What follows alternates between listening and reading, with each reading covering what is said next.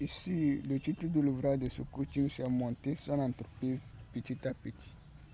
Monter son entreprise petit à petit. Introduction.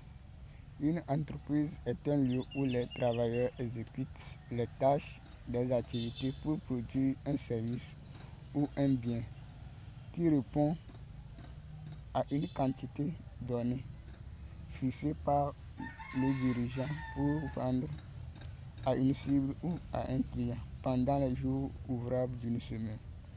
L'activité principale d'une entreprise, c'est de produire un bien ou un service pour vendre aux habitants d'une localité chaque jour que Dieu fait. Quand on parle de vente, on fait référence au chiffre d'affaires à la fin d'une journée dans la vie d'une entreprise. Les produits doivent être disponibles avant qu'on puisse les vendre à l'aide du service marketing dont il faut les producteurs appellent les travailleurs pour produire.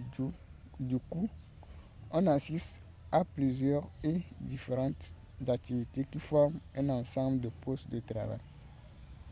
Ces postes de travail doivent être occupés par les travailleurs qui ont les compétences de ces activités pour que l'entreprise puisse atteindre sa mission journalière de la semaine, de 2 semaines et 2 mois de travail. Donc ici, nous allons essayer de parler comment monter une entreprise, surtout une micro ou petite entreprise petit à petit, du début jusqu'à la fin, de l'étape embryonnaire jusqu'à l'âge de l'adulte de l'entreprise. 1. Entreprendre. 1. Entreprendre. Créer une entreprise. Créer une entreprise, c'est un état de processus qui inclut dans son sein l'entrepreneuriat selon mon point de vue. Il faut d'abord réussir le processus de l'entrepreneuriat pour trouver la mission de la nouvelle entreprise qui va naître le lendemain en étudiant le marché d'une localité donnée.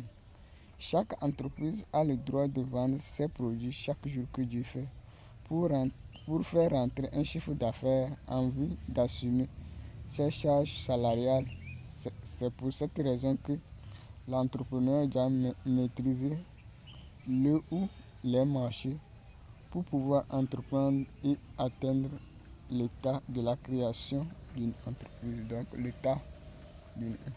Donc, il doit avoir le marché. Donc, il doit chercher à connaître comment le marché se comporte, quels sont les différents types de clients, tous les éléments nécessaires pour pouvoir réussir l'entrepreneuriat. Donc, l'entrepreneuriat, dans le processus d'entrepreneuriat, on arrive à détecter ou à identifier un produit qui est utile ou qui manque aux habitants d'une localité.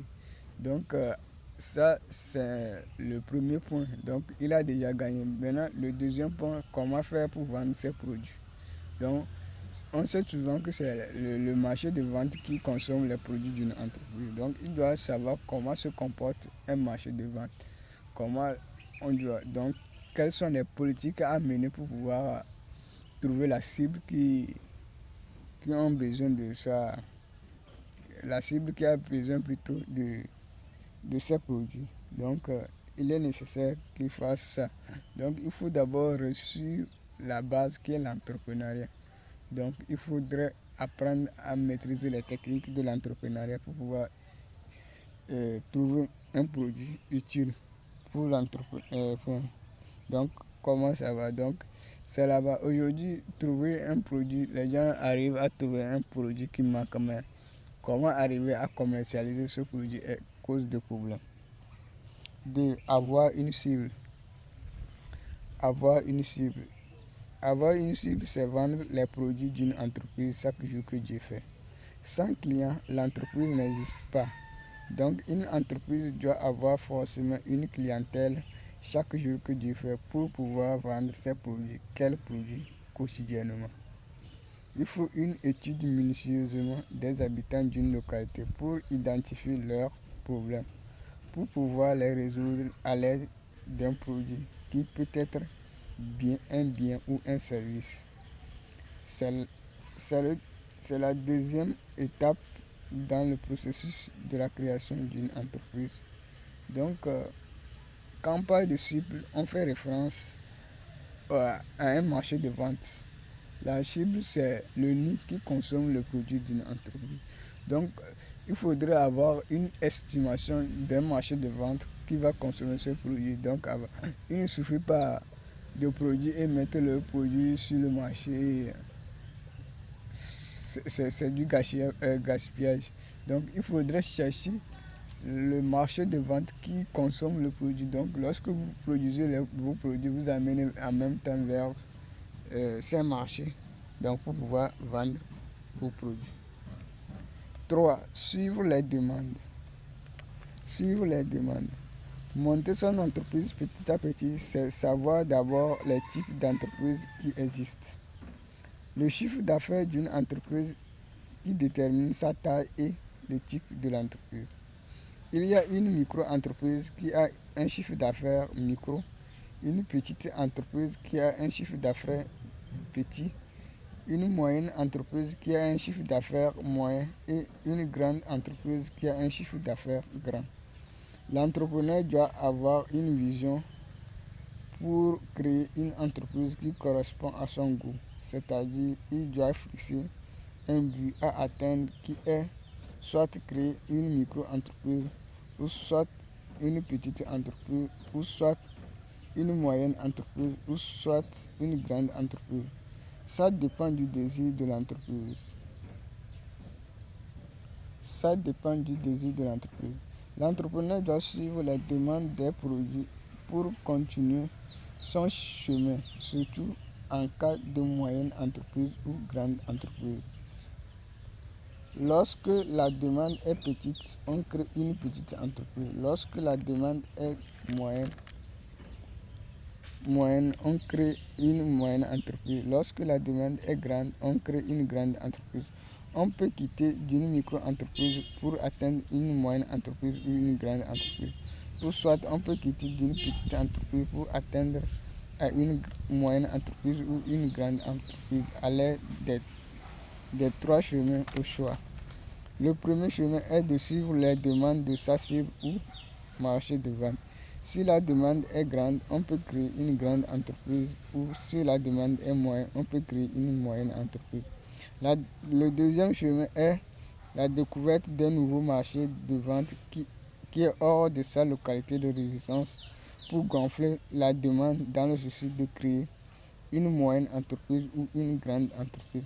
Soit avoir plusieurs marchés de vente pour créer une grande entreprise ou une moyenne entreprise.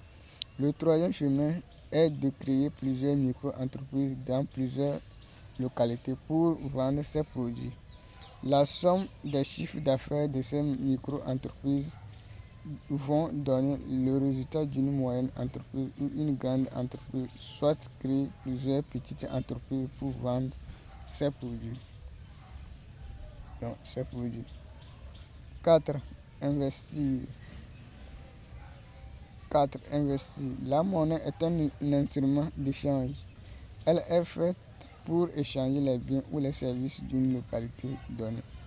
Ces biens ou ces services sont produits par les entreprises de la localité et des autres localités. Une entreprise doit acheter les services des travailleurs chaque jour que Dieu fait pour produire ses biens et services en vue de vendre à une cible. Du coup, elle doit investir pour produire ses produits ou ses biens. L'entrepreneur doit débuter ses activités avec son propre budget, appelé capital, qu'il a épargné pour entreprendre.